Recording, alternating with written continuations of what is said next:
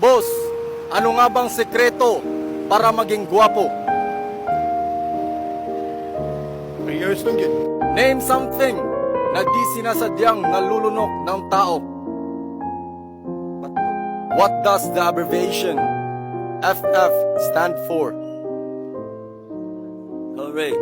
Kapag narinig mo ang salitang Jollibee, anong pagkain ang unang papasok sa isip mo?